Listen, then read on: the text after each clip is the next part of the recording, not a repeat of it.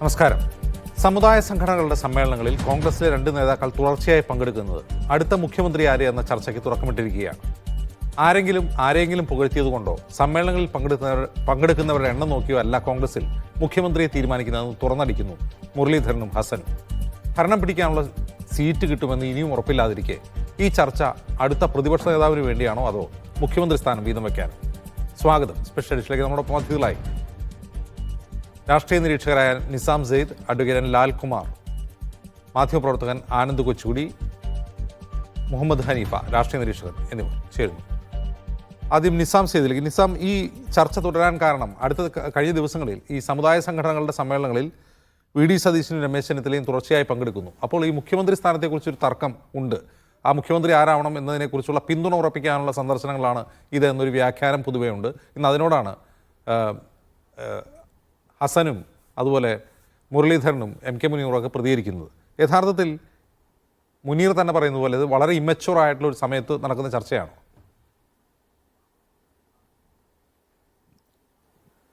കോൺഗ്രസിൽ മുഖ്യമന്ത്രി സ്ഥാനം ആഗ്രഹിക്കുന്ന ഒന്നിലല്ല രണ്ടിലധികം ആളുകളുണ്ട് എന്ന് നമുക്കറിയാം.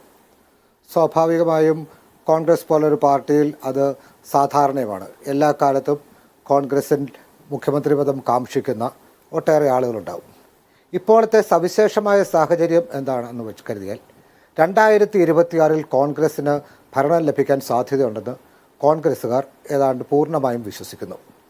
അവർക്കതിന് കണക്കുകളുടെ പിൻബലമുണ്ട്, ചരിത്രത്തിൻ്റെ പിൻബലമുണ്ട്. കഴിഞ്ഞ കുറേ കാലം നടന്ന തെരഞ്ഞെടുപ്പുകളുടെ ചരിത്രമുണ്ട്. ആ തെരഞ്ഞെടുപ്പുകളിൽ പാർലമെൻറ്റ് തെരഞ്ഞെടുപ്പിൽ നമുക്കറിയാം കോൺഗ്രസ്സിന് ജയിക്കുന്ന UDFന് വൻ വിജയമുണ്ടായി. അത് പൊതുവെ വിലയിരുത്തപ്പെട്ടത് കേരളത്തിലെ സർക്കാരിനോടുള്ള ജനങ്ങളുടെ പൊതുവായ അതൃപ്തിയാണ് ആ തെരഞ്ഞെടുപ്പിൽ പ്രതിഫലിച്ചത് എന്നാണ്.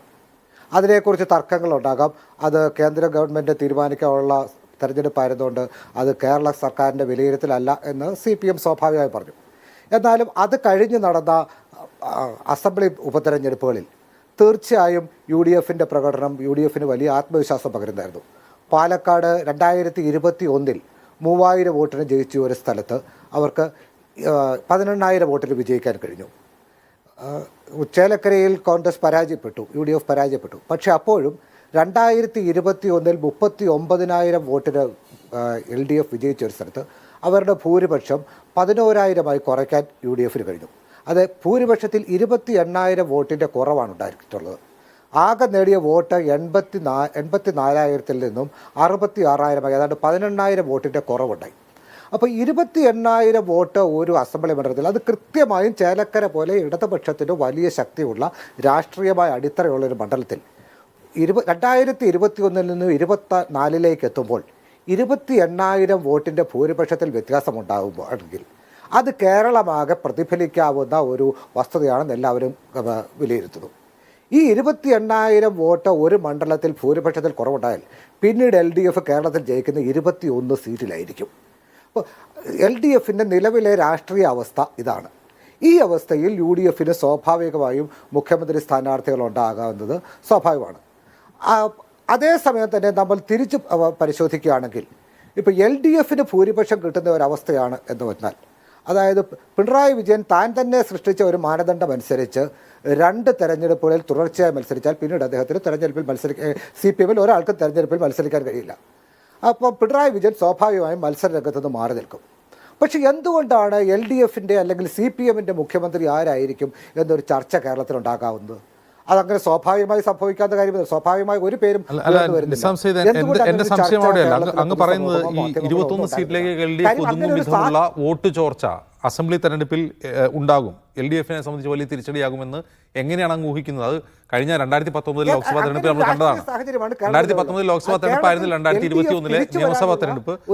അതിൽ നിന്ന് എന്ത് വ്യത്യാസമാണ്? എവിടെയൊക്കെയാണ് UDF സീറ്റ് നേടാൻ പോകുന്നത്? അത് ചർച്ച ചെയ്തിട്ട് വേണമല്ലോ മുഖ്യമന്ത്രി തീരുമാനിക്കാൻ. 2021 60,000 പരം വോട്ടിന് വിജയിച്ച മട്ടന്നൂരിൽ 2024 ആകുമ്പോഴത്തേക്ക് അത് 3,000 വോട്ടിൻ്റെ ഭൂരിപക്ഷമായി. എത്ര വോട്ടിൻ്റെ വ്യത്യാസമാണ് ഉണ്ടായിട്ടുള്ളത്? പിണറായി വിജയൻ ജയിച്ച മണ്ഡലത്തിൽ എത്ര വോട്ടിന് 50,000 പരം വോട്ടിന് ഉണ്ടായിരുന്നിടത്ത് എത്ര വോട്ടാണ്? ലോക്സഭാ തെരഞ്ഞെടുപ്പിലെ വോട്ടിംഗ് പാറ്റേണിനെയും അസംബ്ലി തെരഞ്ഞെടുപ്പിലെ വോട്ടിംഗ് പാറ്റേണിനെയും അങ്ങ് ഒരുപോലെയാണോ കാണുന്നത്? അല്ല, ലോക്സഭ അല്ല ലോക്സഭ അങ്ങനെ ഒരുപോലെ കാണുന്നില്ല. പക്ഷെ കേരളത്തിൽ പ്രകടമായ വികാരം സംസ്ഥാന ഗവൺമെന്റിലുള്ള ഭരണവിരുദ്ധ വികാരമായിരുന്നു എന്നുള്ളതിൽ തർക്കമൊന്നുമില്ല. അതിൽ കുറേയേറെ ഏറ്റക്കുറച്ചിൽ വന്നാൽ പോലും നിയമസഭാ ഉപതെരഞ്ഞെടുപ്പുകൾ പ്രതിഫലിപ്പിക്കുന്നത് ആ ട്രെൻഡ് ഏകദേശം ഏറിയും കുറഞ്ഞുമുള്ള തീവ്രതയോടെ തുടരുന്നു എന്ന് തന്നെയാണ്. അതുകൊണ്ടാണ് LDFിൻ്റെ മുഖ്യമന്ത്രി ആരെ എന്നൊരു സാഹചര്യത്തെക്കുറിച്ച് സന്ദർഭത്തെക്കുറിച്ച് ആരും വിഷ്വലൈസ് ചെയ്യാത്ത, അങ്ങനെ ഒരു സാഹചര്യം ആരും മുന്നിൽ കാണുന്നില്ല. അതിൻ്റെ ഒരു ചർച്ചയുണ്ടെന്ന് ആളുകൾ കരുതുന്നില്ല. അതുകൊണ്ടാണ് UDFിൻ്റെ മുഖ്യമന്ത്രി ആര് എന്നൊരു ചർച്ച നടക്കുന്നതും UDFിന് സാധ്യതയുണ്ട് എന്ന ആളുകൾ വിശ്വസിക്കുന്നതാണ്. കോൺഗ്രസ് പാർട്ടിയിൽ അസ്വാഭാവികമായി ഒന്നുമില്ല. കോൺഗ്രസ് അധികാരത്തിൽ വരാൻ എല്ലാ കാലത്തും സാഹചര്യമുള്ള എല്ലാ കാലത്തും കോൺഗ്രസിൽ ഒന്നിലധികം പേരുകൾ ഉണ്ടായിട്ടുണ്ട്. കെ കരുണാകരനുള്ളപ്പോൾ AK ആന്റണിയുടെ പേര് വന്നിട്ടുണ്ട്, AK ആന്റണിയും ഉമ്മൻചാണ്ടിയുടെയും പേരുകൾ വന്നിട്ടുണ്ട്, ഉമ്മൻചാണ്ടി ഉള്ളപ്പോൾ രമേശ് ചെന്നിത്തലയുടെ പേര് വന്നിട്ടുണ്ട്. ഇതൊക്കെ കോൺഗ്രസിൽ വളരെ സാധാരണമാണ്. അത് പരിഹരിക്കപ്പെടാൻ കഴിയാത്ത പ്രശ്നമായി കോൺഗ്രസിൽ എവിടെയെങ്കിലും മാറിയിട്ടുണ്ടെന്ന് ഞാൻ കരുതുന്നില്ല. കഴിഞ്ഞ കർണാടക തെരഞ്ഞെടുപ്പ് നമുക്കറിയാം. കർണാടകത്തിൽ ശക്തരായ രണ്ട് നേതാക്കന്മാരുണ്ടായിരുന്നു കോൺഗ്രസിന്, സിദ്ധരാമയ്യയും DK ശിവകുമാറും. തെരഞ്ഞെടുപ്പ് കഴിഞ്ഞു, കോൺഗ്രസിന് ഭൂരിപക്ഷം കിട്ടി. കോൺഗ്രസിൽ പൊട്ടിത്തെറി ഉണ്ടാകുമെന്ന് എല്ലാവരും പ്രതീക്ഷിച്ചു. പക്ഷേ സിദ്ധരാമയ്യ വളരെ സ്വാഭാവികമായി മുഖ്യമന്ത്രിയായി. കഴിഞ്ഞ 2 വർഷത്തോളമായി സിദ്ധരാമയ്യയും DK ശിവകുമാറും തമ്മിൽ പ്രകടമായ യാതൊരു സംഘർഷങ്ങളുമില്ലാതെ ആ ഭരണം മുന്നോട്ട് പോകുന്നു. തെലങ്കാനയിലും ഒട്ടേറെ നേതാക്കന്മാരിൽ നിന്നാണ് രേവന്ത് റെഡ്ഡി മുഖ്യമന്ത്രിയാകുന്നത്. പക്ഷേ ഇതൊക്കെ തെരഞ്ഞെടുപ്പ് കഴിഞ്ഞുള്ള ഒരവസ്ഥയിൽ സംഭവിക്കാവുന്ന ഒരു കാര്യങ്ങൾ. ഒരു മുഖ്യമന്ത്രി സ്ഥാനത്തേക്ക് ആഗ്രഹം എല്ലാവർക്കും ഉണ്ടാവും, സ്വാഭാവികമാണ്. അത്തരം ഒരു ചർച്ച മാധ്യമങ്ങളും പൊതുസമൂഹവും ഉയർത്തിവിടുന്ന കോൺഗ്രസിന് സാധ്യതയുള്ളതുകൊണ്ടാണ്.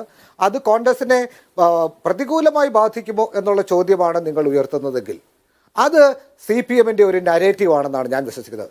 CPMന് ഇപ്പോൾ അല്ലെങ്കിൽ LDFന് ഇപ്പോൾ അവരുടെ ഭരണ നേട്ടങ്ങൾ ഉയർത്തിക്കൊണ്ട് ഒരു തെരഞ്ഞെടുപ്പിനെ നേരിടാനുള്ള ധൈര്യമില്ല. അപ്പോൾ അവർ സൃഷ്ടിക്കാൻ ശ്രമിക്കുന്ന നരേറ്റീവ് നോക്കൂ, പ്രതിപക്ഷത്ത് ആകെ വഴക്കാണ്. പ്രതിപക്ഷത്തെ നേതൃത്വത്തെ സംബന്ധിച്ച് ഒരു വലിയ തർക്കങ്ങൾ നടക്കുന്നു, സംഘർഷങ്ങൾ ഉണ്ടാകുന്നു. അതുകൊണ്ട് പ്രതിപക്ഷത്തിന് വോട്ട് ചെയ്യരുത്, അതുകൊണ്ട് പ്രതിപക്ഷം മോശമായതുകൊണ്ട് ഭരണപക്ഷത്തിന് വോട്ട് ചെയ്യണം എന്നുള്ളൊരു നരേറ്റീവ് സൃഷ്ടിക്കാൻ CPM സ്വാഭാവികമായി ശ്രമിക്കുന്നുണ്ട്. അതിൻ്റെ തുടർച്ചയാണ്, അതിൻ്റെ ഭാഗമാണ് ഈ UDFിലെ അല്ലെങ്കിൽ കോൺഗ്രസിലെ നേതൃവഴക്കുകൾ എന്നാണ് ഞാൻ വിശ്വസിക്കുന്നത്. ശരി, അഡ്വക്കേറ്റ് ലാൽകുമാർ, ഈ വരാൻ പോകുന്നത് ഇനിയുമുണ്ട് സമയം, ഇനിയും മാസങ്ങളോളമുണ്ട്. വരാൻ പോകുന്ന നിയമസഭാ തെരഞ്ഞെടുപ്പിൽ ആര് ജയിക്കും എന്നുള്ള തർക്കത്തിനപ്പുറം ആര് ജയിക്കുന്നു, ആര് ജയിച്ചതിന് ശേഷം ആര് മുഖ്യമന്ത്രിയാവുന്നു എന്ന തർക്കത്തിനപ്പുറം ഇപ്പോൾ കോൺഗ്രസിൽ നടക്കുന്ന ഈ ഒരു ഞാനാണ് മുഖ്യമന്ത്രി എന്ന് തോന്നിപ്പിക്കുന്ന വിധത്തിലുള്ള ബിഹേവിയർ, അതങ്ങനെ വ്യാഖ്യാനിക്കപ്പെടുന്നതാകാം. ഒരുപക്ഷെ അതിന് പിന്നിൽ ഒന്നും ഇല്ലാതിരിക്കാം. ഇത് എന്തിൻ്റെ സൂചനയാണ്? ഇതൊന്നിൻ്റെ സൂചനയല്ല. വെന്റിലേറ്ററിൽ കിടക്കുന്ന കോൺഗ്രസ് അവസാന ശ്വാസം വലിച്ചുകൊണ്ടിരിക്കുന്നു എന്നുള്ളത് മാത്രമാണ് ഇതിന്റെ സൂചന. ഇപ്പം നിസാം പറഞ്ഞത് എന്താണ്? നിസാം പറഞ്ഞത് അടുത്ത മുഖ്യമന്ത്രിയാകാൻ കോൺഗ്രസിന് സാധ്യത ഉള്ളതുകൊണ്ട് ബലം പിടി നടക്കുന്നു എന്നാണ് പറയുന്നത്. ഞാൻ അതിന് വേറൊരു ആസ്പെക്റ്റിലാണ് ഞാൻ കാണുന്നത്. നോക്കൂ, രമേശ് ചെന്നിത്തല എന്ന രാഷ്ട്രീയക്കാരൻ കുറെ നാളുകളായി വെന്റിലേറ്ററിൽ കിടക്കുന്ന ആളാണ്. അദ്ദേഹത്തിന്റെ വെന്റിലേറ്റർ എന്ന് പറഞ്ഞാൽ രാഷ്ട്രീയ വെന്റിലേറ്ററിനെ കുറിച്ചാണ് പറയുന്നത് കേട്ടോ. അദ്ദേഹത്തിനെ സംബന്ധിച്ചിടത്തോളം ശ്വാസമില്ലാതെ നിൽക്കുന്ന ഒരവസ്ഥ കേരളത്തിന്റെ പൊളിറ്റിക്സിൽ ഒരു കാരണവശാലും വലിയ ഇൻഫ്ലുവൻസ് ഉണ്ടാക്കാൻ പറ്റാത്ത ഒരു രീതി നിൽക്കുകയാണ്. കാരണം എന്താണ്? VD സതീശൻ അപ്പുറത്ത് ശക്തനായി നിൽക്കുന്നു. VD സതീശന്റെ കൂട്ടത്തിൽ KC വേണുഗോപാൽ എന്ന് പറയുന്ന കോൺഗ്രസിന്റെ തന്നെ സംഘടനാ ചുമതലയുള്ള ജനറൽ സെക്രട്ടറി, അദ്ദേഹത്തിന്റെ കൂട്ടത്തിൽ രാഹുൽ ഗാന്ധി നിൽക്കുന്നു. അപ്പൊ സ്വാഭാവികമായും മുഖ്യമന്ത്രി സ്ഥാനാർത്ഥിയാകാൻ സാധ്യതയുള്ളത് ആര് എന്നുള്ള ചോദ്യത്തിന് മറുപടി VD സതീശനാണ്. അങ്ങനെ VD സതീശൻ സ്ഥാനാർത്ഥിയായാൽ എന്താണ് രമേശ് ചെന്നിത്തലയുടെ വിധി? രമേശ് ചെന്നിത്തലയെ സംബന്ധിച്ചിടത്തോളം രമേശ് ചെന്നിത്തലയ്ക്ക് സാധ്യതകൾ എന്ന് വെച്ചാൽ ഒരു രാഷ്ട്രീയ കേരളത്തിൽ വലിയ ഒരു ഫിഗറാണ് രമേശ് ചെന്നിത്തല. അദ്ദേഹത്തിന് ഒരു സാധ്യതയും ഇല്ലാതായി മാറും എന്നുള്ളത് കൊണ്ട് അദ്ദേഹം കാണിക്കുന്ന പരാക്രമങ്ങളാണിത്. അല്ലാതെ ഈ പറയുന്ന CPMനെ തോൽപ്പിക്കാനുള്ള അവസരം എല്ലാവർക്കും കണ്ടപ്പം എല്ലാവരും ചാടി വീണു. അജിംസെ, ഇപ്പൊ ഈ ചർച്ചയിലുള്ള കോൺഗ്രസിനകത്ത് മുഖ്യമന്ത്രി പദത്തിന് വേണ്ടി ഫൈറ്റ് ചെയ്യുന്നു എന്ന് തോന്നുന്ന എത്ര പേരുണ്ട് നമ്മുടെ മുന്നിൽ? എന്റെ ഇപ്പോഴത്തെ മുന്നിലുള്ള 2 സ്ഥാനാർത്ഥികളേ ഉള്ളൂ. അത് VD സതീശനും രമേശ് ചെന്നിത്തലയാണ്. രമേശ് ചെന്നിത്തല കഴിഞ്ഞ ആഴ്ച വരെ ഇല്ലായിരുന്നു. ഈ കഴിഞ്ഞ ഒരാഴ്ച കൊണ്ടാണ് രമേശ് ചെന്നിത്തലയും ഇത് ഫൈറ്റ് ചെയ്യുന്നുണ്ടോ എന്നുള്ളത് കേരളത്തിലെ മാധ്യമങ്ങൾ ചർച്ച ചെയ്തത്. CPM പറഞ്ഞിട്ടല്ലോ ആണോ? കാര്യം കേരളത്തിലെ മാധ്യമങ്ങൾക്കും ഇങ്ങനെ ഒരു ഡെവലപ്മെന്റ് ഇതാണ് അതിന്റെ രാഷ്ട്രീയ കളി എന്ന് തോന്നിയതുകൊണ്ടാണ്.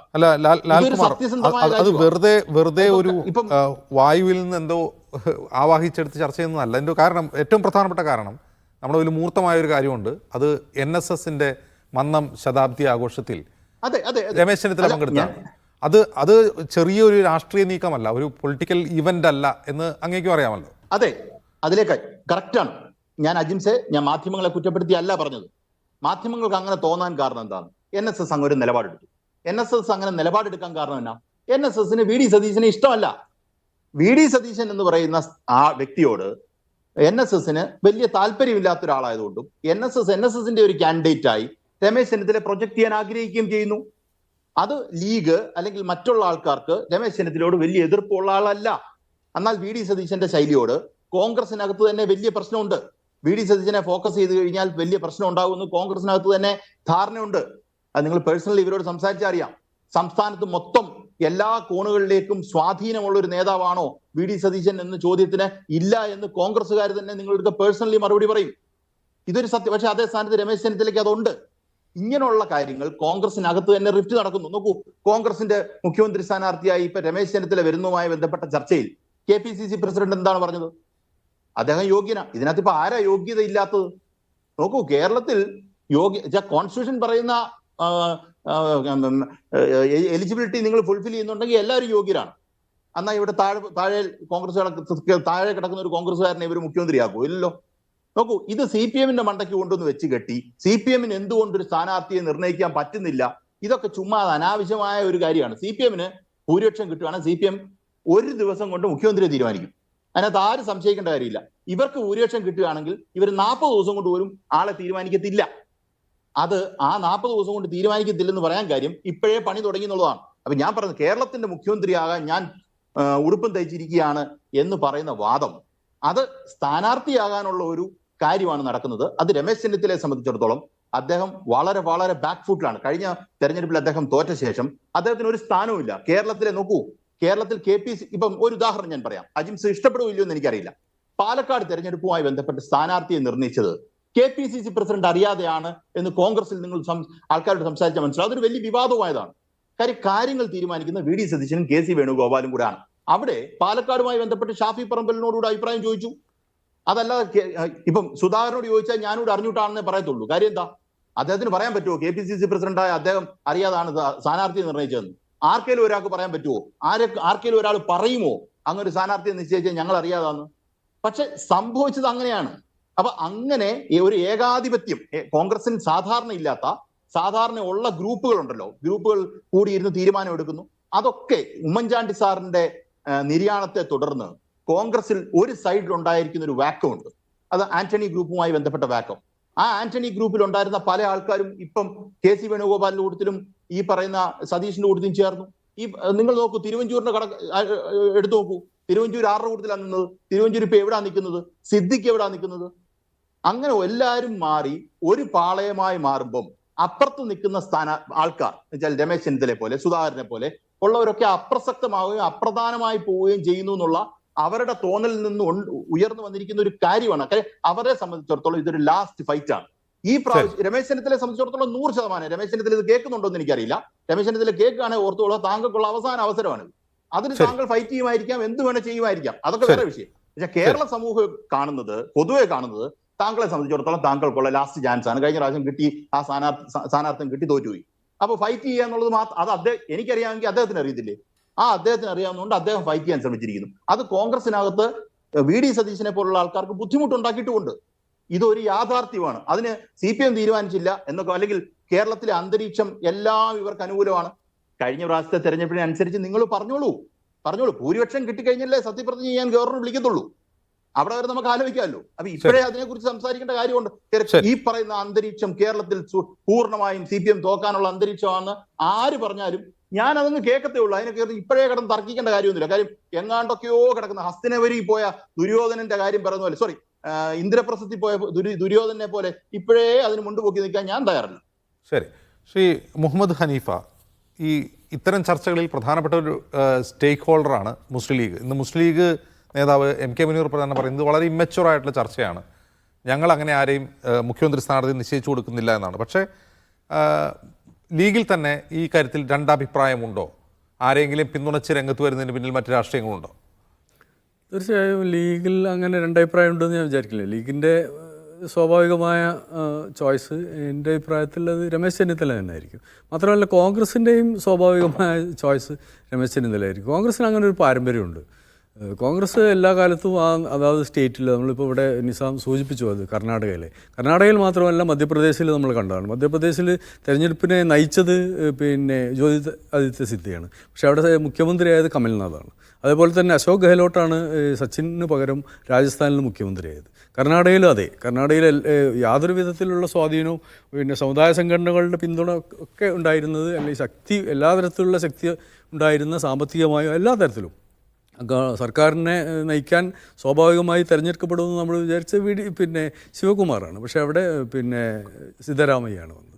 കേരളത്തിൽ തന്നെ നോക്കൂ, കേരളത്തിൽ സ്വാഭാവികമായും രമേശ് ചെന്നിത്തലയുടെ ഒരു ഊഴമാണ് വരാനിരിക്കുന്നത്. അദ്ദേഹത്തിൻ്റെ കഴിഞ്ഞ തവണത്തെ ഊഴം തോറ്റുപോയി. പക്ഷേ ഇതിനേക്കാൾ പ്രധാനം താങ്കൾ ആദ്യം ചോദിച്ച ചോദ്യമാണ്, ഈ തെരഞ്ഞെടുപ്പിൽ ആരാണ് ജയിക്കാൻ പോകുന്നത് എന്നുള്ളത് വളരെ പ്രധാനപ്പെട്ട ഒരു ചോദ്യമാണ്. ഇത് ലോക്സഭാ തെരഞ്ഞെടുപ്പിൽ അതിശക്തമായ പ്രകടനം UDF നടത്തി. അത് പ്രത്യേകിച്ച് കേരളത്തിൻ്റെ എല്ലാ മേഖലകളിലും, തെക്കൻ കേരളത്തിലായാലും മലബാറിലായാലും അതിശക്തമായ പ്രകടനം നടത്തിയെങ്കിലും അത് 2019 ആവർത്തനമാണ്. 2019 ഇതിന് സമാനമായ തെരഞ്ഞെടുപ്പ് വിജയം, ഒരുപക്ഷെ ഇതിനേക്കാൾ മെച്ചപ്പെട്ട വിജയം. ഈ തവണത്തെ വോട്ട് വിഹിതത്തിൽ വലിയ കുറവുണ്ട് UDFന്. എന്നാൽ 2019 അത്രയും കുറവില്ല.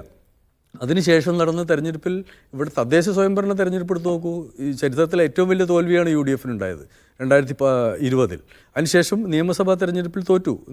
മുമ്പ് തെരഞ്ഞെടുപ്പിൽ തോറ്റതിനേക്കാൾ 2016 കുറഞ്ഞ സീറ്റിലേക്ക് പോയി. ഇത് കേരളത്തിൽ സംഭവിക്കുക. അതിൻ്റെ ഒരു അടിസ്ഥാനപരമായ കാരണം രാഷ്ട്രീയ മാറ്റം എന്നുള്ളതിനേക്കാൾ ഉപരിയായി ഇവിടെയുള്ള മണ്ഡലങ്ങളുടെ പുനർനിർണ്ണയം, 2009 ശേഷം നടന്ന നിയമസഭാ മണ്ഡലങ്ങളുടെ പുനർനിർണ്ണയത്തിൽ ഒരു സ്വാഭാവികമായ എഡ്ജ് LDFനുണ്ട്. മിക്കവാറും മണ്ഡലങ്ങൾ LDFന് അനുകൂലമായ സ്വാഭാവികമായ മണ്ഡലങ്ങളാണ്. അവിടെ വിജയസാധ്യത ഒരു ഘടകമാണ്. ഈ മണ്ഡലങ്ങളുടെ പുനർനിർണ്ണയം ഒരു സ്വാഭാവികമായ വിജയസാധ്യതയായി അവിടെ നിലനിൽക്കുന്നുണ്ട്. അതിൻ്റെ പുറത്താണ് രാഷ്ട്രീയ വിജയം. അപ്പോൾ ഈ ലോക്സഭാ തെരഞ്ഞെടുപ്പിൻ്റെ പാറ്റേൺ അനുസരിച്ച് 19 പിന്നെ മണ്ഡലങ്ങളിലാണ് LDF മുന്നിലുള്ളത്. അതേപോലെ 21 മണ്ഡലങ്ങളെ ഉണ്ടായിരുന്നുള്ളൂ 2019. അത് എപ്പോൾ വേണമെങ്കിലും മാറി. ഒന്നാമത്തെ കാര്യം. രണ്ടാമത്, ഈ നിലവിൽ ഈ CPM നടത്തിക്കൊണ്ടിരിക്കുന്ന ഒരു തരം പ്രചരണം, ലീഗിനെ മുന്നിൽ നിർത്തിക്കൊണ്ട് അല്ലെങ്കിൽ ജമാഅത്തെ ഇസ്ലാമിയെ മുന്നിൽ നിർത്തിക്കൊണ്ട് നടത്തുന്ന പ്രചരണം തെക്കൻ കേരളത്തിൽ എങ്ങനെയാണ് പ്രതിഫലിക്കുക അത് എന്നിപ്പോൾ പറയാൻ കഴിയില്ല. പ്രത്യേകിച്ച് കേരള കോൺഗ്രസിൻ്റെ ചേരികൾ പൂർണ്ണമായും ജോസഫിൻ്റെ ഒരു ചെറിയ ഭാഗം മാറ്റി നിർത്തിയാൽ LDFനോടൊപ്പമാണ്. അവരെടുക്കുന്ന തീരുമാനം എന്താണ്, തെക്കൻ കേരളത്തിൽ സാമുദായിക ധ്രുവീകരണം ഏത് തരത്തിലാണ് സംഭവിക്കാൻ പോകുന്നത് എന്നത് മറ്റൊരു ഘടകമാണ്. ഇത്തരം ഘടകങ്ങളുടെ അടിസ്ഥാനത്തിൽ മാത്രമേ ആരാണ് ജയിക്കാൻ പോകുക എന്നുള്ളത് പറയാൻ കഴിയുള്ളൂ. അപ്പോൾ അങ്ങനൊരു വിജയം ഉണ്ടാകുമ്പോൾ മാത്രമാണ് ആരാണ് മുഖ്യമന്ത്രി എന്ന ചോദ്യം തന്നെ ഉയരുന്നുള്ളൂ. അങ്ങനെ ഉയരുമ്പോൾ അതിൻ്റെ സ്വാഭാവികമായ എഡ്ജ് ഉണ്ടാവുക രമേശ് ചെന്നിത്തലക്കായിരിക്കും എന്നാണ് ഞാൻ വിചാരിക്കുന്നത്. അവിടെയാണ് എൻ്റെ ചോദ്യം. ഈ കാര്യങ്ങൾ അങ്ങിപ്പോൾ ചൂണ്ടിക്കാട്ടിയ കാര്യങ്ങൾ നന്നായി അറിയാവുന്നവരായിരിക്കുമല്ലോ കോൺഗ്രസ് നേതൃത്വം. അത് സതീശനായാലും ചെന്നിത്തലയ്ക്കായാലും സുധാകരനായാലും എല്ലാവർക്കും അറിയാം എന്താണ് സ്ഥിതി, എങ്ങനെ ജയിക്കും എന്നുള്ള കാര്യത്തെക്കുറിച്ച് അവർക്കൊരു സ്ട്രാറ്റജിയും ഉണ്ടാവും. അപ്പോൾ അങ്ങനെ മുന്നണിയെ ജയിപ്പിക്കാൻ വേണ്ടി പണിയെടുക്കുന്ന സമയത്ത് ഈ സമുദായ സംഘടനകളുടെ സമ്മേളനങ്ങളിൽ ആവർത്തിച്ച് നിരന്തരം പ്രത്യക്ഷപ്പെടുന്ന ആ ബിഹേവിയർ എന്തുകൊണ്ടുണ്ടാവും? സമുദായ സംഘടനകളുമായി വളരെ നേരത്തെയുള്ള ബന്ധമാണ് രമേശ് ചെന്നിത്തലയ്ക്ക്. അത് പുതുതായി ഇന്നലത്തെ NSS യോഗത്തിലല്ല, അദ്ദേഹം NSS മന്ദിരം സമാധിയിൽ പലതവണ സന്ദർശിക്കുന്നുണ്ട്. പിന്നെ NSS ആസ്ഥാനത്ത് നടക്കുന്ന എല്ലാ വലിയ പൊതുപരിപാടികളിലും ഒരു സ്ഥിര സാന്നിധ്യമായി രമേശ് ചെന്നിത്തലുണ്ട്. അതൊരു പുതിയ സംഭവമല്ല. ഇപ്പോൾ മലപ്പുറത്തായാലും സമസ്തയുടെയും സുന്നി വിഭാഗങ്ങളുടെയും കേരളത്തിലെ എല്ലാ ജാതി സമുദായ വിഭാഗങ്ങളുമായി വളരെ അടുത്ത ബന്ധം വളരെ നേരത്തെ തന്നെ പുലർത്തുന്ന ഒരാളാണ് രമേശ് ചെന്നിത്തല. അദ്ദേഹത്തിൻ്റെ പാരമ്പര്യം തന്നെ, അദ്ദേഹത്തിൻ്റെ രാഷ്ട്രീയ പാരമ്പര്യം എടുത്ത് നോക്കി. 26-ാമത്തെ വയസ്സിൽ കേരളത്തിൽ മന്ത്രിയായ ആളാണ് അദ്ദേഹം. KSUവിൻ്റെയും NSUവിൻ്റെയും പ്രസിഡൻ്റായിരുന്നു, യൂത്ത് കോൺഗ്രസിൻ്റെ ദേശീയ പ്രസിഡൻ്റായിരുന്നു. അദ്ദേഹത്തോടൊപ്പം യൂത്ത് കോൺഗ്രസിൽ പ്രവർത്തിച്ച ആളാണ് മമതാ ബാനർജി. ബംഗാളിൽ എത്രയോ വർഷങ്ങൾക്ക് മുമ്പ് മുഖ്യമന്ത്രിയായി. അദ്ദേഹം കേരളത്തിൽ തന്നെ മന്ത്രിയായിട്ടുള്ള ആളാണ്, 4 തവണ ലോക്സഭാംഗമായിട്ടുള്ള ആളാണ്, ആഭ്യന്തരമന്ത്രിയായിട്ടുള്ള ആളാണ്, ഉപമുഖ്യമന്ത്രി സ്ഥാനത്തേക്ക് പോലും പരിഗണിക്കപ്പെട്ട ആളാണ്. പിന്നെ അങ്ങനെ എല്ലാ തരത്തിലുള്ള ആനുകൂല്യങ്ങൾ, സംഘടനാപരമായി അദ്ദേഹം KPCC പ്രസിഡൻ്റായിരുന്നു. എല്ലാ തരത്തിലും എല്ലാ ആളുകളുമായി നല്ല ബന്ധം സ്ഥാപിക്കുന്ന, ഘടകകക്ഷികളുമായിട്ടുള്ള ബന്ധം അത് വളരെ പ്രധാനമാണ്. മുസ്ലിം ലീഗിൻ്റെയുമായി വളരെ നല്ല ബന്ധം സൂക്ഷിക്കുന്ന ആളാണ് അദ്ദേഹം. ഇപ്പോൾ ഇടക്കാലത്ത് രാഷ്ട്രീയത്തിൽ നിന്ന് വിട്ടുനിന്നു, അല്ലെങ്കിൽ ഞാൻ ആ വാക്ക് ഉപയോഗിക്കുന്നില്ല, അത്തരത്തിലൊക്കെ ആരോപിക്കപ്പെടുമ്പോഴും അദ്ദേഹം രാഷ്ട്രീയമായി ഘടകകക്ഷികളുമായി വളരെ ഈ മുസ്ലിം ലീഗുമായുള്ള ബന്ധം ഈ സമീപകാലത്തുണ്ടായതാണോ, അതല്ല നേരത്തെ മുതലുള്ള ബന്ധമാണോ? അതല്ല മറുപക്ഷത്ത് നിൽക്കുന്ന സതീശനോട് ലീഗ് നേതൃത്വത്തിനുള്ള വിയോജിപ്പോ അതൃപ്തിയോ ആണോ ഈ പുതിയ ബന്ധത്തിന് കാരണം? അല്ല, വി ഡി സതീശനോട് ഏതെങ്കിലും തരത്തിൽ ലീഗിന് വിയോജിപ്പോ അല്ലെങ്കിൽ അതൃപ്തിയോ ഉണ്ടാവേണ്ട സാഹചര്യമില്ല. എന്നാൽ കോൺഗ്രസിൻ്റെ ഒരു സ്വാഭാവികമായ ചോയ്സ് എന്ന് മുസ്ലിം ലീഗ് മനസ്സിലാക്കാൻ സാധ്യതയുള്ളത് പിന്നെ രമേശ് ചെന്നിത്തലയാണ്. മറ്റ് പലരും ഉണ്ട്, ഇപ്പോൾ 4 5ഓളം സ്ഥാനാർത്ഥികൾ. അത് ഈ തവണ നമുക്കറിയാവുന്നതുപോലെ മുഖ്യമന്ത്രി സ്ഥാനം മുന്നോക്ക സംവരണമാണ്. അതിൽ അങ്ങനെ 5 പേരെ നമുക്ക് പരിഗണിക്കാം. അതിലൊരാൾ മാത്രമാണ് കെ മുരളീധരൻ. അതൊക്കെ ആക്സിഡൻ്റലി എന്തെങ്കിലും അത്രയും രൂക്ഷമായ തർക്കം പിന്നെ മുഖ്യമന്ത്രി സ്ഥാനത്തേക്ക് വരുമ്പോൾ മാത്രം സാധ്യതയുള്ള ഒരാളാണ് പിന്നെ മുരളീധരനും അതുപോലെ ശശി തരൂരും ഒക്കെ. അല്ലെങ്കിൽ ഒത്തുതീർപ്പ് സ്ഥാനാർത്ഥി എന്ന നിലയിൽ മാത്രം വരാൻ സാധ്യതയുള്ള ഒരാളാണ് കെ സി വേണുഗോപാൽ. എന്നാൽ എൻ്റെ അഭിപ്രായത്തിൽ ഇതിന് തെരഞ്ഞെടുപ്പിനെ നയിക്കുക വി ഡി സതീശനും സംഘവും മുഖ്യമന്ത്രി സ്ഥാനത്തേക്ക് രമേശ് ചെന്നിത്തലയുമായിരിക്കും കോൺഗ്രസിൻ്റെ സ്വാഭാവികമായ തെരഞ്ഞെടുപ്പ് അല്ലെങ്കിൽ അവരുടെ ചോയ്സ് എന്ന് തന്നെയാണ് ഞാൻ വിചാരിക്കുന്നത്. അതിന് ഘടകകക്ഷികളുടെ പിന്തുണയും അദ്ദേഹത്തിൻ്റെ രാഷ്ട്രീയ പാരമ്പര്യവും ഘടകകക്ഷികളും സമുദായ സംഘടനകളും സമുദായങ്ങളുമായുള്ള അദ്ദേഹത്തിൻ്റെ വളരെ ഊഷ്മളമായ ബന്ധവും രമേശ് ചെന്നിത്തലക്കാർക്കും കൂടുതൽ ഗുണകരമായി ഭവിക്കുക എന്ന് തന്നെയാണ് ഞാൻ വിചാരിക്കുന്നത്. ആ ഒരു ബലത്തിലേക്ക് വി ഡി സതീശന് ഇതുവരെ എത്തിച്ചേരാൻ കഴിഞ്ഞിട്ടില്ല എന്നുള്ളത് കൂടി പ്രധാനപ്പെട്ട കാര്യമാണ്. ശ്രീ ആനന്ദ് കൊച്ചുകൂടി, അങ്ങനെയാണെങ്കിൽ ഇപ്പോൾ മുഹമ്മദ് ഹനീഫ പറയുന്നത് പോലെയാണ് കാര്യങ്ങൾ, തെരഞ്ഞെടുപ്പ് നയിക്കുക സതീശനും മുഖ്യമന്ത്രി സ്ഥാനത്തേക്ക് കോൺഗ്രസ് ഉൾപ്പെടെ ഘടകകക്ഷികൾ ഉൾപ്പെടെ ചൂണ്ടിക്കാട്ടുക രമേശ് ചെന്നിത്തലയുമായിരിക്കും എന്ന് പറയുമ്പോൾ ഇക്കാര്യം മുന്നണിക്കകത്തും കോൺഗ്രസിനകത്തും ഒരു സമവായത്തിലെത്തിയ കാര്യമായിരിക്കുമല്ലോ. അങ്ങനെയെങ്കിൽ പിന്നെ നാം ഈ കാണുന്ന ഉദ്ഘാടന സമ്മേളന മഹാമഹങ്ങളിലെ പങ്കാളിത്തത്തിൻ്റെ സൂചന എന്താണ്?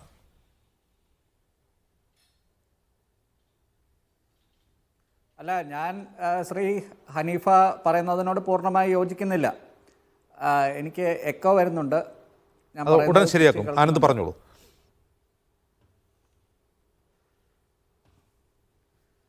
ഞാൻ ഇതിൻ്റെ അകത്ത് ഇപ്പോൾ പലരും ഈ ചെന്നിത്തലയാണ് മുഖ്യമന്ത്രി സ്ഥാനാർത്ഥി എന്ന രീതിയിൽ പറയുമ്പോൾ അവരാലോചിക്കേണ്ടത്, ഒരു മാസം മുൻപ് വരെ ചെന്നിത്തലയുടെ പേര് ആരും പറയുന്നുണ്ടായിരുന്നില്ല.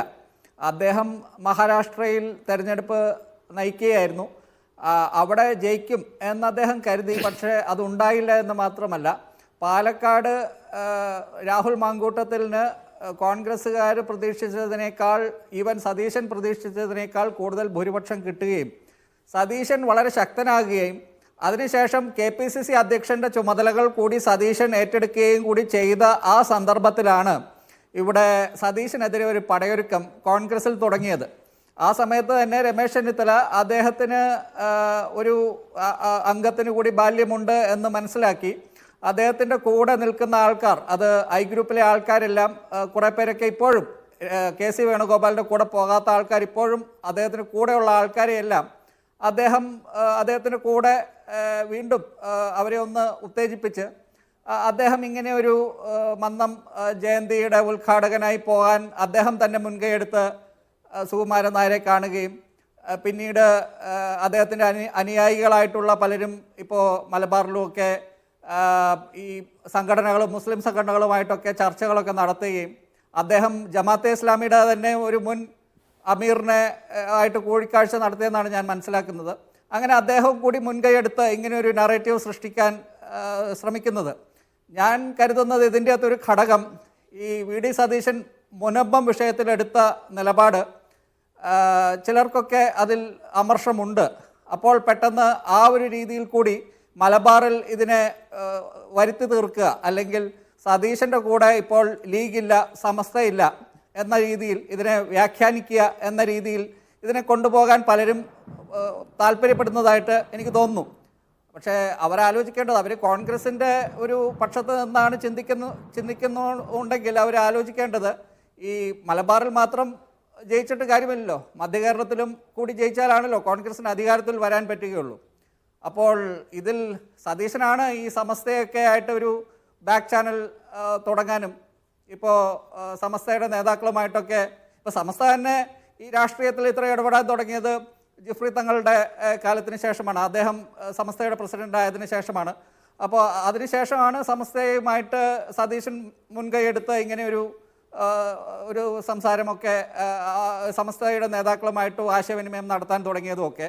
അപ്പോൾ ഇപ്പോൾ പെട്ടെന്ന് സമസ്തയ്ക്ക് സതീശൻ അനഭിനന്ദനാണ്, അല്ലെങ്കിൽ ലീഗിന് അനഭിനന്ദനാണ്. ഇപ്പോൾ അതിനെ താരതമ്യപ്പെടുത്തുന്നത്, ഇന്ന് ഞാനിപ്പോൾ ഒരാളോട് സംസാരിച്ചപ്പോൾ അദ്ദേഹം പറഞ്ഞത്, കഴിഞ്ഞ തവണ ശശി തരൂറിനെ ഇതുപോലെ പലസ്തീൻ പലസ്തീൻ റാലിക്ക് വേണ്ടി കോഴിക്കോട് വിളിക്കുകയും അദ്ദേഹം അവിടെ ഹമാസിനെ വിമർശിക്കുകയും ചെയ്തതിൻ്റെ പശ്ചാത്തലത്തിൽ തരൂറിനെ എങ്ങനെയാണ് ലീഗ് കൈയൊഴിഞ്ഞത്, അതുപോലെ ഇപ്പോൾ സമസ്തയും ലീഗും സതീഷിനെ കൈയൊഴിഞ്ഞു എന്ന രീതിയിലൊക്കെയാണ് നറേറ്റീവ് സൃഷ്ടിക്കാൻ ചില മലബാറിലെ ആൾക്കാരൊക്കെ ശ്രമിക്കുന്നത് എന്ന് ഞാൻ മനസ്സിലാക്കുന്നു. പക്ഷേ എനിക്കത് അത്ര വസ്തുതാപരമായിട്ട് തോന്നുന്നില്ല. കാരണം ഞാൻ ലീഗിൻ്റെ നേതാക്കളുമായിട്ട് നേരിട്ട് വിളിച്ച് സംസാരിക്കുമ്പോൾ അവരിങ്ങനെയൊന്നുമല്ല പറയുന്നത്. അപ്പോൾ ഇത് ആരൊക്കെയോ ഏതൊക്കെയോ കോണുകളിൽ നിന്ന് ഇങ്ങനെയുള്ള വാർത്താ സൃഷ്ടികൾ നടത്തുന്നു, അതിനെ കുറേ പേര് ഏറ്റുപറയുന്നു. ഇതൊക്കെയാണ് ഇവിടെ സംഭവിക്കുന്നത് എന്നാണ് എനിക്ക് തോന്നുന്നത്. പിന്നെ കോൺഗ്രസിലെ കാര്യത്തിൽ ഇവിടെ പലരും പറഞ്ഞതുപോലെ അത് ഹൈക്കമാൻഡ് തന്നെയായിരിക്കും ആത്യന്തികമായി തീരുമാനിക്കുക.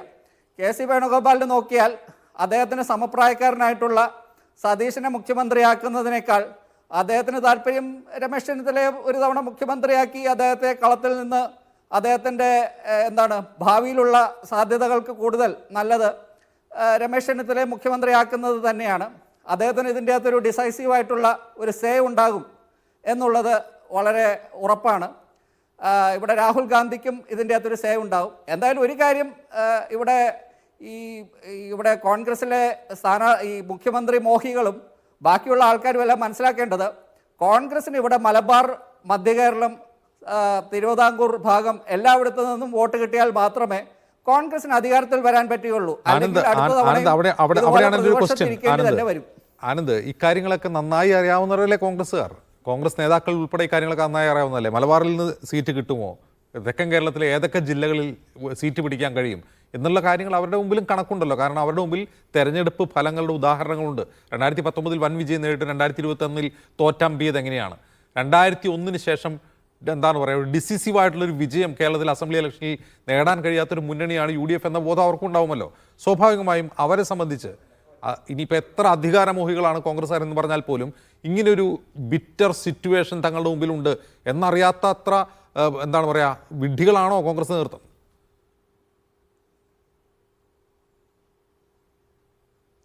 അതല്ല, ഈ കോൺഗ്രസിൻ്റെ നേതാക്കൾ ഓരോ ഘട്ടത്തിലും അവർക്ക് ഒരു വൺ അപ്മാൻഷിപ്പ് അവരുടെ ഇടയിൽ തന്നെയുണ്ട്. ഇന്ന് തന്നെ കെ മുരളീധരൻ ഇങ്ങനെ ഒരു പ്രസ്താവന എന്തിനാണ് നടത്തിയത്? അത് അദ്ദേഹത്തിൻ്റെ ഒരു അഭിപ്രായം ഇപ്പോൾ പെട്ടെന്ന് പറയേണ്ട കാര്യമൊന്നുമില്ലല്ലോ, പക്ഷേ അദ്ദേഹം അത് പറയുന്നു. അപ്പോൾ കോൺഗ്രസിൽ ഇങ്ങനെ ഒരു നേതാക്കൾ തമ്മിലുള്ള വൺ അപ്മാൻഷിപ്പ്, മുഖ്യമന്ത്രി സ്ഥാനത്തിന് വേണ്ടിയുള്ള താല്പര്യം ഒക്കെ എല്ലാ നേതാക്കൾക്കുമുണ്ട്. പക്ഷേ ഇതെല്ലാം പാർട്ടിക്ക് ഗുണകരമാകുന്നുണ്ടോ അതെയോ ദോഷമാണോ ഉണ്ടാകുന്നത് എന്ന് അവരാണ് ആലോചിക്കേണ്ടത്. ഈ രമേശ് ചെന്നിത്തല ഇപ്പോൾ എല്ലാവർക്കും സ്വീകാര്യനാകുന്നത് നല്ല കാര്യമാണ്. ഉദാഹരണത്തിന് ഇപ്പോൾ നമുക്ക് വേണമെങ്കിൽ വേറൊരു തരത്തിൽ ഇതിനെ കാണാം. അതായത് സതീശൻ ഇപ്പോൾ ക്രിസ്ത്യൻ സഭാ പരിപാടികളിലും ഇപ്പോൾ അടുത്ത ആഴ്ച അദ്ദേഹം ദാറുൽ ഹുദയുടെ ഈ ബഹാവുദ്ദീൻ നദ്വി യുടെ കീഴിലുള്ള ദാറുൽ ഹുദയുടെ പരിപാടിയിൽ മുഖ്യ അതിഥിയായിട്ട് വരുന്നുണ്ട് എന്നാണ് ഞാൻ മനസ്സിലാക്കുന്നത്. അപ്പോൾ അവിടെയും ഒക്കെ അദ്ദേഹം പങ്കെടുക്കുന്നു. രമേശ് ചെന്നിത്തലയാണെങ്കിലോ അദ്ദേഹം NSSന് മാനസപുത്രനാണ്. ഇപ്പോൾ ലീഗിൻ്റെ പരിപാടിയിൽ പോകുന്നു. അടുത്ത തവണ സമസ്തയിലെ ഷജറ വിഭാഗത്തിന് നിയന്ത്രണമുള്ള സ്ഥാപനത്തിൽ 11-ാം തീയതി പോകുന്നു. പിന്നെ അങ്ങനെ അദ്ദേഹവും ഈ പരിപാടികളിലെല്ലാം പങ്കെടുക്കുന്നു. അപ്പോൾ ഇവിടെ SNDPക്ക് പോലും രമേശ് ചെന്നിത്തലയോട് കുറച്ച് മയപ്പെട്ട സമീപനം ആണ് എന്ന് കരുതുന്നു. അപ്പോൾ ഇവരെല്ലാവരെയും കൂടെ നിർത്താൻ ഈ രണ്ട് നേതാക്കൾക്കും പറ്റുകയാണെങ്കിൽ ഇതെല്ലാം കോൺഗ്രസിന് അനുകൂലമാക്കിയെടുക്കാം. ഇത് രണ്ട് വ്യത്യസ്ത ധ്രുവങ്ങളിൽ ഇത് മത്സരമായി മാറുമ്പോഴാണ് ഈ സമുദായ നേതാക്കളും കോൺഗ്രസിന്റെ ഒരു നേതാവിനൊപ്പം കുറച്ച് സമുദായ സംഘടനകൾ യഥാർത്ഥത്തിൽ അങ്ങനെ ഒരു മത്സരം ഉണ്ടോ എന്നുള്ളതാണ്. അതായത് ആനന്ദ്, എൻ്റെ ചോദ്യം അതാണ്, യഥാർത്ഥത്തിൽ അങ്ങനെ ഒരു മത്സരം ഉണ്ടോ? അതല്ല, ഈ പറയുന്ന യാഥാർത്ഥ്യത്തെക്കുറിച്ച് ഉറച്ച ബോധ്യമുള്ള രണ്ട് നേതാക്കളാണോ ചെന്നിത്തലയും സതീശനും? അങ്ങനെയെങ്കിൽ അവർ ശ്രമിക്കുന്നത് മുന്നണിയുടെ വിജയത്തിന് വേണ്ടിയല്ലേ?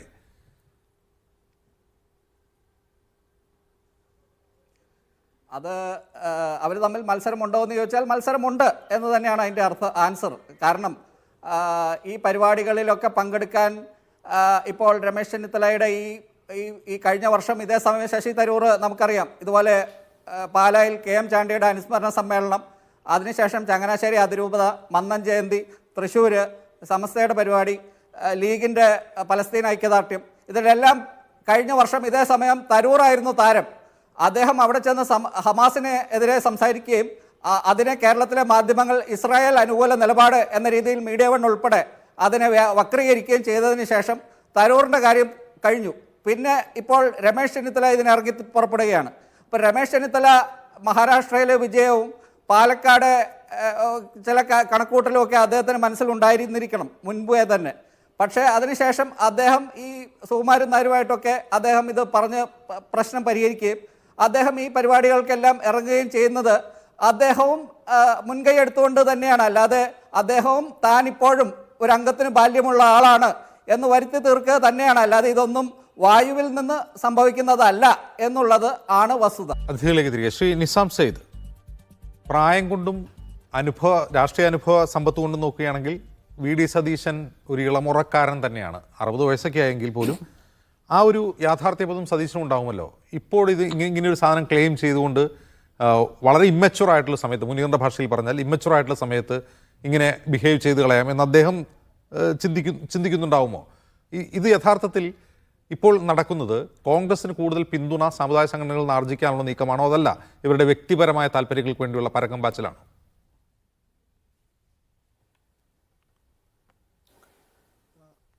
കോൺഗ്രസ്സിലെ ഇവരെല്ലാം മുഖ്യമന്ത്രി സ്ഥാനം ആഗ്രഹിക്കുന്നുണ്ട്. ഈ രണ്ടുപേർ മാത്രമാണ് ഇത് ആഗ്രഹിക്കുന്നത്. ഈ രണ്ടുപേർ മാത്രമേ ഇത് സംഭവിക്കുകയുള്ളൂ എന്നുള്ളതൊക്കെ അസ്ഥാനത്താണെന്നാണ് എൻ്റെ വിശ്വാസം. ഇപ്പോൾ കെ സി വേണുഗോപാൽ വന്നാൽ എന്ത് സംഭവിക്കും? സ്വാഭാവികമായ ഒരു സാധ്യതയാണ്. അതൊന്നുമല്ലാതെ മറ്റൊട്ടേറെ പേരുകളുണ്ട്.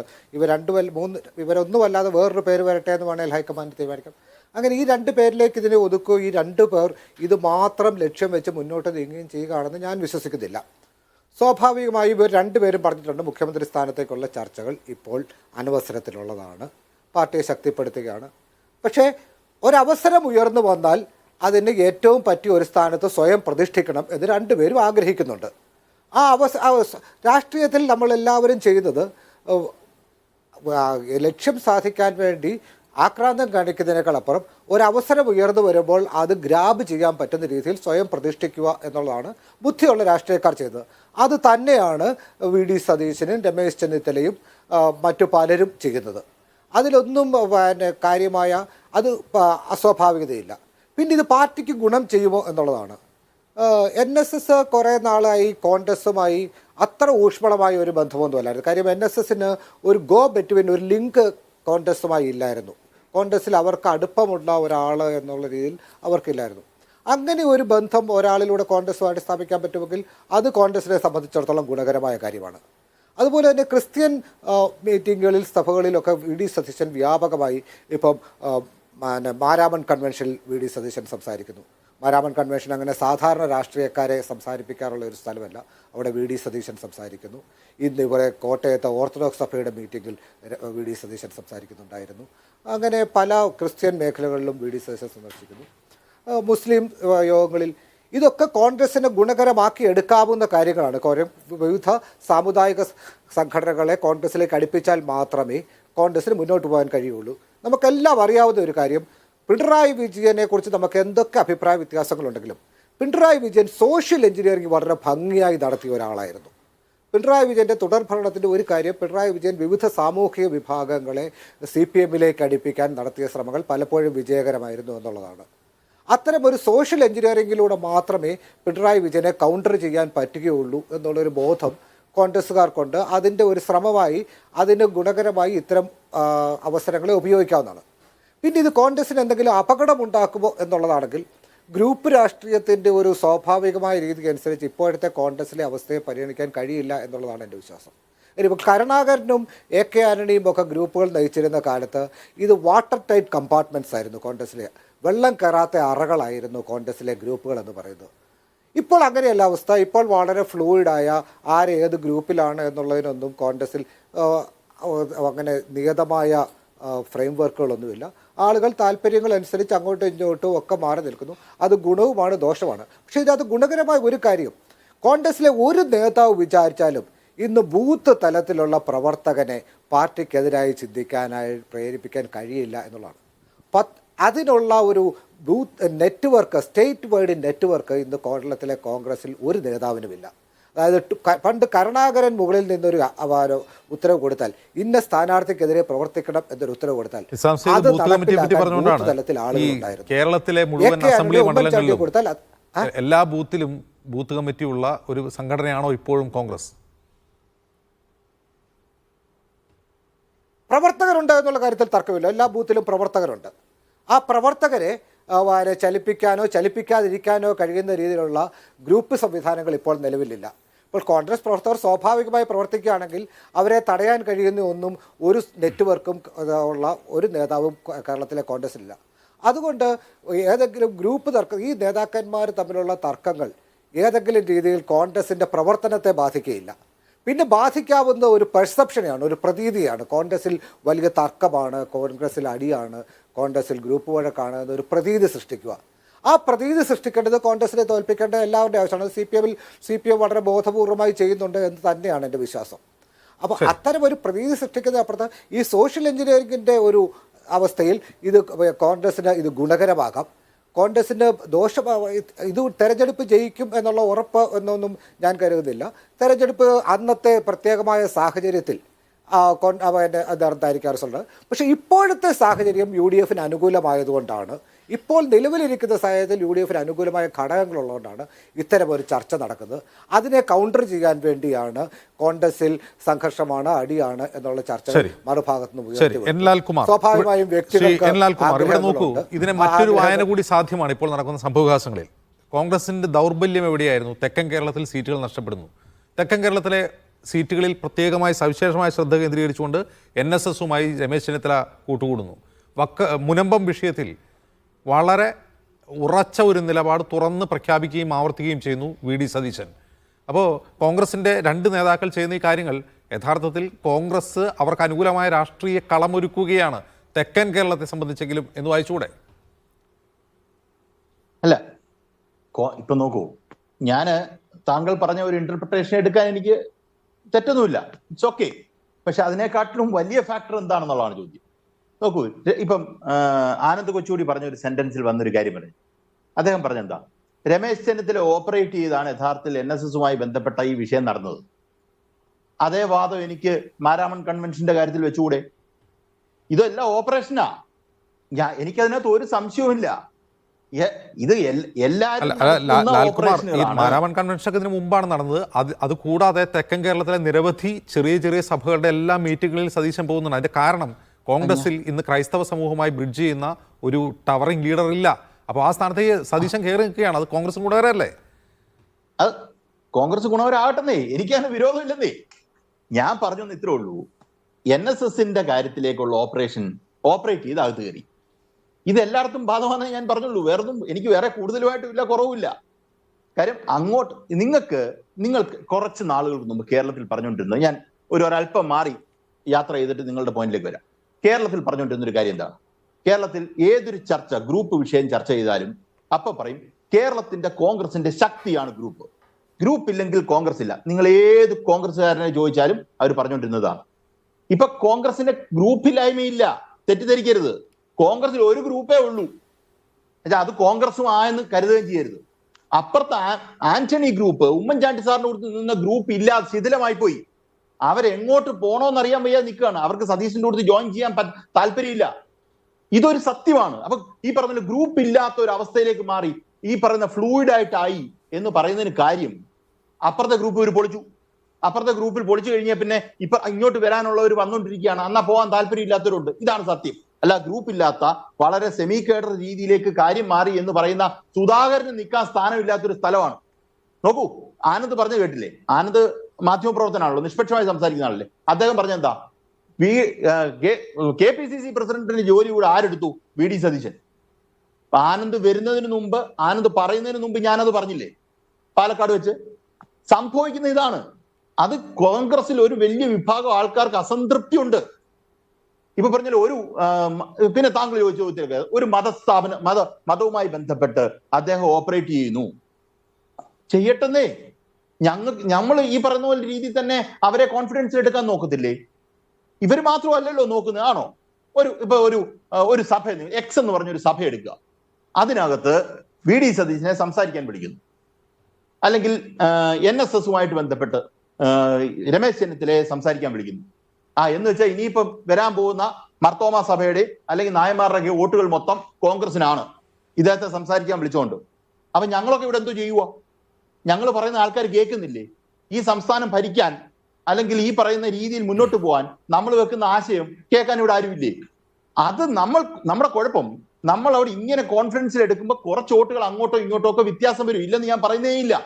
VD സതീശൻ വിചാരിച്ചാൽ ഈ പറഞ്ഞ പോലെ ക്രിസ്ത്യൻ മേഖലയിൽ കുറച്ച് സംസാരിച്ച് കഴിഞ്ഞാൽ കുറച്ച് വോട്ടുകൾ ഇങ്ങോട്ട് വരും. അപ്പൊ നമുക്ക് വേറെ കുറച്ച് അപ്പുറത്തുനിന്ന് വേറെ വരും. ഇതാണ് ഈ ബാലൻസിങ്ങിനകത്ത് പ്രോപ്പർ ബാലൻസിങ് നടത്താനുള്ള ഒരു പൊട്ടൻഷ്യൽ കോൺഗ്രസിന് ഇന്നത്തെ സാഹചര്യത്തിൽ കേരളത്തിൽ ഇല്ല എന്നുള്ള കാര്യത്തിൽ എനിക്കൊരു സംശയമില്ല. ഒരു സംശയമില്ല എനിക്കത്. ഇപ്പം താങ്കൾ ചോദിച്ച വേറൊരു ചോദ്യത്തിലേക്ക് വരാം. ഇപ്പൊ യഥാർത്ഥത്തിൽ കോൺഗ്രസിനെ ശക്തിപ്പെടുത്താനല്ലേ എന്നുള്ളതാണ്. ഒന്നുമല്ല, വളരെ സിമ്പിൾ ആണ്. ഇപ്പൊ ഇവർ നോക്കുന്നത് കോൺഗ്രസിന്റെ രാഷ്ട്രീയ പാരമ്പര്യം അറിയാവുന്നോട് പറയുന്നു, കോൺഗ്രസ്സുകാരെ അറിയാവുന്നോട് പറയുന്നു, പാർട്ടിയെ ശക്തിപ്പെടുത്തുക എന്ന് പറയുന്നത് ഒന്നുമല്ല. പാർട്ടിയെ ശക്തിപ്പെടുത്താനാന്ന് നാഴേക്ക് 40 വട്ടം പറയുമെങ്കിലും അവനവന്റെ കയ്യിലെ ഇരിക്കുന്ന സാധനമാണ് പ്രശ്നം. അല്ലെങ്കിൽ പാർട്ടിയെ ശക്തിപ്പെടുത്തുമെന്ന് പറഞ്ഞിരുന്നാൽ മതിയല്ലോ. മുഖ്യമന്ത്രി സ്ഥാനാർത്ഥിയെ കുറിച്ച് എന്തിനാ ഇപ്പൊ ചർച്ച വരുന്നത്? മുഖ്യമന്ത്രിയാകാൻ രമേശ് ചെന്നിത്തല യോഗ്യനല്ല എന്ന് ആര് പറഞ്ഞു എന്ന് ചോദിച്ചത് സുധാകരനല്ലേ? പാർട്ടിയെ ശക്തിപ്പെടുത്താനാണെങ്കിൽ അങ്ങനെ ചോദ്യം വരേണ്ട കാര്യമില്ലല്ലോ. ഇന്ന് മുരളീധരൻ പറഞ്ഞ എന്താ? ഒരാൾ വിളിച്ചാൽ മുഖ്യമന്ത്രി സ്ഥാനാർത്ഥിയാകുമെന്ന് വിചാരിക്കണ്ട അല്ലേ? അപ്പൊ ഈ മുഖ്യമന്ത്രിയൊക്കെ എവിടുന്നാ വന്നേ? നമ്മൾ CPM അതുമായിട്ട് ബന്ധപ്പെട്ട ഒരു അഭിപ്രായം പറഞ്ഞിട്ടില്ല. മറ്റൊരു പാർട്ടി, മുസ്ലിം ലീഗോ UDFൽ നിൽക്കുന്ന ഒരു പാർട്ടിയും അങ്ങനെ അഭിപ്രായം പറഞ്ഞിട്ടില്ല. പക്ഷെ മുഖ്യമന്ത്രി എന്നുള്ള വാക്ക് അവിടെ വന്നു. കോൺഗ്രസിനെ ശക്തിപ്പെടുത്താനാണെങ്കിൽ കോൺഗ്രസ് തിരിച്ചു വരുന്നു എന്ന് പറഞ്ഞാൽ പോരെ? അപ്പൊ അതല്ല സംഭവം. രണ്ടുപേരും ഇളക്കി വിട്ടിരിക്കുന്ന കളം അവർക്ക് അവരുടേതായി മുന്നോട്ട് വെക്കേണ്ടതായിട്ട് നിർബന്ധമുണ്ട്. ഒരു സംശയം വേണ്ട. രമേശ് ചെന്നിത്തല ശക്തനാകുന്നത് വഴി കോൺഗ്രസിന് എന്തെങ്കിലും ഗുണം ഉണ്ടാകുമായിരിക്കാം. പക്ഷെ രമേശ് ചെന്നിത്തലയുടെ ഇമ്മീഡിയറ്റ് നീഡ് എന്ന് പറഞ്ഞാൽ അത് അദ്ദേഹം ശക്തിയാകുക. കാര്യം ഞാൻ പറഞ്ഞുതരാം. കഴിഞ്ഞ മൂന്ന് വർഷമായിട്ട് അദ്ദേഹം യഥാർത്ഥത്തിൽ നല്ല രീതിയിൽ രാഷ്ട്രീയം കേരളത്തിൽ പറഞ്ഞിട്ടില്ല. ഇത് എന്റെ വ്യക്തിപരമായ അഭിപ്രായം കേട്ടോ. കാര്യം അദ്ദേഹത്തിന് കൂടുതൽ കാര്യങ്ങൾ ചെയ്യാമായിരുന്നു എന്ന് അദ്ദേഹത്തിന് തന്നെ തോന്നലുണ്ടെന്നാണ് ഞാൻ മനസ്സിലാക്കുന്നത്. കാര്യം VD സതീശൻ അല്ലെങ്കിൽ KC വേണുഗോപാലും ആ ഗ്രൂപ്പും ടോട്ടലി ഈ പറയുന്ന പൊളിറ്റിക്കൽ സ്പിയറിനെ ഹൈജാക്ക് ചെയ്തുകൊണ്ട് പോയി. കോൺഗ്രസിന്റെ മൊത്തം കാര്യങ്ങൾ അങ്ങോട്ട് മാറി. അതിൽ പ്രതിഷേധം കോൺഗ്രസിനകത്ത് ഒരു ഗ്രൂപ്പിനകത്തുണ്ട്. അതിനുള്ള ബദലാണ് രമേശ് ചെന്നിത്തല. രമേശ് ചെന്നിത്തല അല്ലാതെ ഒരു കോംപ്രമൈസ് കാൻഡിഡേറ്റ് പണ്ട് ആന്റണി ഗ്രൂപ്പിൽ നിന്ന ആൾക്കാരുണ്ടല്ലോ, അവർക്ക് രമേശ് ചെന്നിത്തലയും ഉള്ളൂ ബദൽ, വേറെ ആരുമില്ല. ഇന്നിപ്പോ K മുരളീധരൻ ഒരു സ്റ്റേറ്റ്മെന്റ് പറഞ്ഞു, മുഖ്യമന്ത്രിയാകാനാണെങ്കിൽ ഹൈക്കമാൻഡാ തീരുമാനിക്കുന്നത്, ഒരാൾ വിളിച്ചാൽ ഉടനെ തീരുമാനമാകത്തില്ല. അജിംസെ, ഞാൻ മനസ്സിലാക്കുന്നിടത്തോളം മുരളീധരനും രമേശ് ചെന്നിത്തല കൂടുതല. ഇതൊക്കെ കാര്യമൊക്കെ പറഞ്ഞു ശരിയാ. ഈ പറയുന്ന മുരളീധരനും VD സതീശന്റെ കൂടുതലില്ല. അപ്പൊ ഒരു കൺഫ്യൂഷൻ ഉണ്ടാക്കാന്ന് മാത്രമേ ഉള്ളൂ. ഞാൻ മനസ്സിലാക്കി ഈ പറഞ്ഞ UDFലെ കക്ഷികളിൽ കോൺഗ്രസിലും മുസ്ലിം ലീഗിലൊക്കെ നമ്മൾ കണ്ടുവരാറുള്ള ഒരു കാര്യമാണ്, സമൂഹത്തിൽ ആഘാതമുണ്ടാക്കുന്ന 2 വിഷയങ്ങൾ ഉണ്ടെങ്കിൽ ആ 2 വിഷയങ്ങളെ 2 നേതാക്കൾ പ്രതിനിധീകരിക്കുക. അങ്ങനെ മുഴുവൻ സമൂഹത്തിൻ്റെയും പിന്തുണ ആ പാർട്ടിക്കോ അല്ലെങ്കിൽ ആ മുന്നണിക്കോ കൊണ്ടുവരിക. അതിപ്പോൾ ഏത് വിഷയത്തിലാണെങ്കിലും 2 നേതാക്കൾ 2 അഭിപ്രായം പറഞ്ഞു കഴിഞ്ഞാൽ കോൺഗ്രസിനോടോ ലീഗിനോടോ താല്പര്യമുള്ള ആളുകൾക്ക്, വോട്ടർമാർക്ക് ഞങ്ങളുടെ സ്വരം കേൾപ്പിക്കാൻ അവിടെ ഒരാളുണ്ടല്ലോ എന്ന് തോന്നലുണ്ടാക്കും. അങ്ങനെയൊരു പോസിറ്റീവ് സൈഡ് ഇതിനുണ്ടോ? തീർച്ചയായും അത് കോൺഗ്രസിൻ്റെ ഒരു സംഘടനാ പാരമ്പര്യത്തിൽ ആദ്യം മുതലേ ഉള്ളതാണ്. ഈ യഥാർത്ഥത്തിൽ ഈ K കരുണാകരൻ AK ആൻ്റണി തർക്കത്തിൻ്റെ തന്നെ ഒരു അടിസ്ഥാനം അതുതന്നെയാണ്. അവർ രണ്ട് സ്വരത്തിലാണ് സംസാരിക്കുക, രണ്ട് ഭാഷയിൽ 2 വിഭാഗം ആളുകളോടാണ് സംസാരിച്ചിരുന്നത്. ആദർശത്തിൻ്റെയും മറ്റൊന്ന് പ്രായോഗിക രാഷ്ട്രീയത്തിൻ്റെയും, അങ്ങനെ ഒരുപാട് പാറ്റേണുകൾ നമുക്ക് അതിൽ കാണാൻ കഴിയും അവർ സംസാരിച്ചതിൻ്റെ. ആ തുടർച്ച നമ്മൾ പിന്നീടും കണ്ടിട്ടുണ്ട്. പിന്നെ ഉമ്മൻചാണ്ടി, രമേശ് ചെന്നിത്തല ആ ഒരു അതേ പാറ്റേൺ നമ്മൾ കണ്ടിട്ടുണ്ട്. അത് തീർച്ചയായിട്ടും ഉണ്ട്. അത് കോൺഗ്രസിന് മാത്രമല്ല, CPM ഇടക്കാലത്ത് പിണറായി വിജയനും VS അച്യുതാനന്ദനും തമ്മിലുള്ള തർക്കം യഥാർത്ഥത്തിൽ അവർക്ക് ഗുണകരമാവുകയാണ് ചെയ്തത്. സീറ്റ് നിഷേധിക്കുന്ന അടക്കമുള്ള തർക്കങ്ങൾ ഗുണകരമാവുകയാണ് ചെയ്തത്. അത് രാഷ്ട്രീയത്തിലൊരു സ്വാഭാവികമായ പാറ്റേണാണ്. അത് ഇവിടെ ഫലപ്രദമാവും എന്ന് തന്നെയാണ് പ്രതീക്ഷിക്കുന്നത്. പക്ഷേ അത് ഉദ്ദേശിച്ചുകൊണ്ടാണ് കോൺഗ്രസ് ഈ ഒരു സ്ട്രാറ്റജി സ്വീകരിക്കുന്നത് എന്ന് ഞാൻ വിചാരിക്കുന്നില്ല. ഇത് തീർച്ചയായും പിന്നെ രമേശ് ചെന്നിത്തല ഞാൻ നേരത്തെ സൂചിപ്പിച്ച പോലെ കോൺഗ്രസിൻ്റെ സ്വാഭാവികമായ ഒരു ചോയ്സാണ്. പക്ഷേ VD സതീശനെ ഹൈക്കമാൻഡ് ഏൽപ്പിച്ചിട്ടുള്ള ചുമതല മുഖ്യമന്ത്രിയാവുക എന്നുള്ളതല്ല എന്നാണ് ഞാൻ മനസ്സിലാക്കുന്നത്. ശരി. തുടർച്ചയായി 2021 തുടർച്ചയായ തെരഞ്ഞെടുപ്പ് തോൽവി നേരിടേണ്ടി വന്നപ്പോൾ സംഘടനയെ ശക്തിപ്പെടുത്തുക, പാർട്ടിയെ വീണ്ടും വിജയത്തിലേക്ക് നയിക്കുന്നതിന് വേണ്ടിയുള്ള സംവിധാനങ്ങൾ ഒരുക്കുക, UDFനെ ശക്തിപ്പെടുത്തുക, UDFന് തിരിച്ചു കൊണ്ടുവരാനുള്ള സാഹചര്യം ഒരുക്കുക, അത്രയേ ഉള്ളൂ അദ്ദേഹത്തിൻ്റെ ദൗത്യം. മുഖ്യമന്ത്രിയാവുക എന്നുള്ളത് യഥാർത്ഥത്തിൽ ഈ അവസ്ഥയിൽ അദ്ദേഹത്തിൻ്റെ അതിമോഹം തന്നെയാണ്.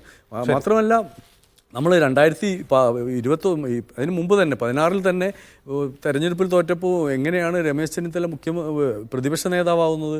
അദ്ദേഹത്തിന് പകരം അന്ന് മുഖ്യമന്ത്രി ഉമ്മൻചാണ്ടിയായിരുന്നു ആകേണ്ടിയിരുന്നത്. ഉമ്മൻചാണ്ടി സ്വയം പിന്മാറിയപ്പോൾ നിയമസഭാ കക്ഷിയിൽ അദ്ദേഹത്തിന് ഭൂരിപക്ഷമില്ല എന്ന് കണ്ട് സ്വയം പിന്മാറിയപ്പോഴാണ് ഹൈക്കമാൻഡ് രമേശ് ചെന്നിത്തലയെ പ്രതിപക്ഷ നേതാവാക്കുന്നത്. അതേപോലെ തന്നെയാണ് ഇതൊരു മാറ്റം.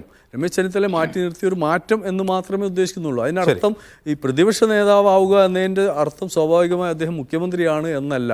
അങ്ങനെ മനസ്സിലാക്കുന്നതിലും അങ്ങനെ തെറ്റിദ്ധരിക്കുന്നതിലും അല്ലെങ്കിൽ ആ ധാരണ പരത്തുന്നതിലും പിന്നെ ശരി, വി ഡി സതീശൻ വലിയ പങ്ക് വഹിക്കുന്നുണ്ട്. ആനന്ദൂച്ചോടി തനിക്ക് മുഖ്യമന്ത്രി സ്ഥാനത്തെ ക്ലെയിം ഇല്ല എന്ന് കോൺഗ്രസിനകത്ത് വി ഡി സതീശൻ പറഞ്ഞതായിട്ടും ആളുകൾ പറയുന്നുണ്ട്. വാർത്തയല്ല, ഒരുതരം കിംവദന്തി പോലെയോ അല്ലെങ്കിൽ റൂമേഴ്സ് പോലെയോ ഒക്കെ കേൾക്കാറുണ്ട്. അപ്പോൾ ഇവിടെ ഹനീഫ പറഞ്ഞ ഈ പോയിന്റിൽ അങ്ങനെ ഒരു ക്ലെയിം ഇപ്പോൾ വയ്ക്കേണ്ടതില്ല, പിന്നീട് തീരുമാനിക്കാമെന്നുള്ളൊരു കുറെ കൂടി പക്വമായ നിലയിലേക്ക് സതീശൻ എത്തിക്കാണോ?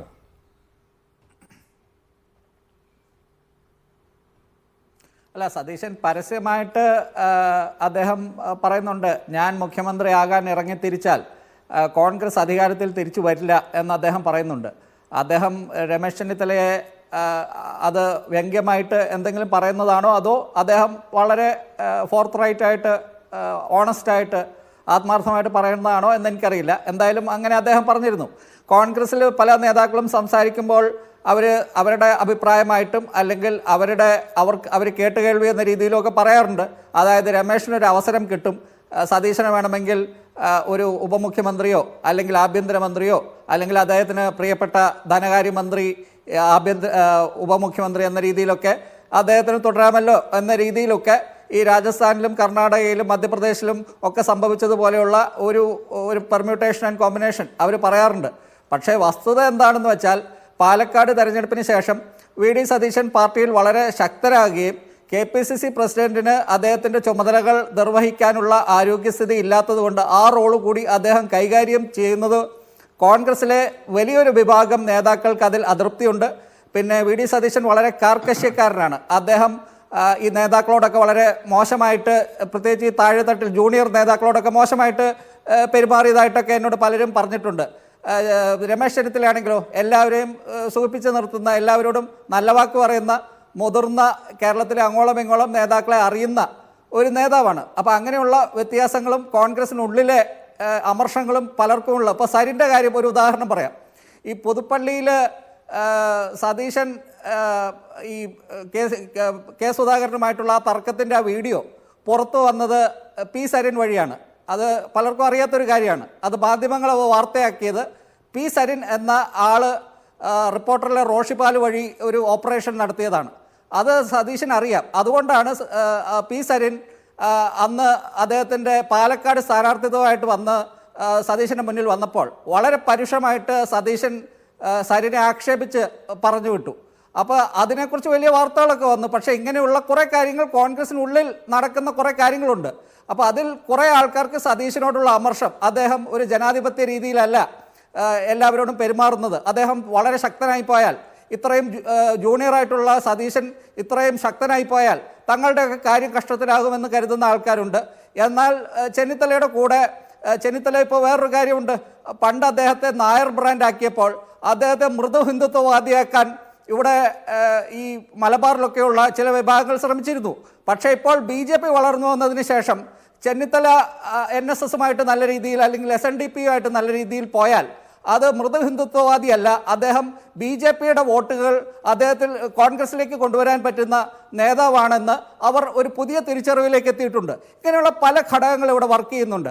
ഇതിലെല്ലാം നമ്മൾ മനസ്സിലാക്കേണ്ട കാര്യം കോൺഗ്രസിന് ഇത് അനുകൂലമാക്കി മാറ്റാനുള്ള സാധ്യതയുണ്ട്. പക്ഷേ പലപ്പോഴും ഈ നേതാക്കൾ തമ്മിലുള്ള പേഴ്സണാലിറ്റി ക്ലാഷ് കോൺഗ്രസ് എത്രമാത്രം അനുകൂലമാക്കി മാറ്റും എന്നുള്ളതാണ്. അതിനപ്പുറം മുഖ്യമന്ത്രി സ്ഥാനത്ത് ചൊല്ലിയുള്ള തർക്ക വിതർക്കത്തിലേക്ക് ഈ സാഹചര്യം മാറുമോ എന്നാണ് കാത്തിരുന്ന് കാണുന്നത്. വളരെ നന്ദി ശ്രീ ആനന്ദ്, ശ്രീ മുഹമ്മദ് ഹനീഫ, ശ്രീ ലാൽകുമാർ, നിസാം സെയ്ദ് ഇത്രയും സംസാരിച്ചതിലൂടെ വേണം.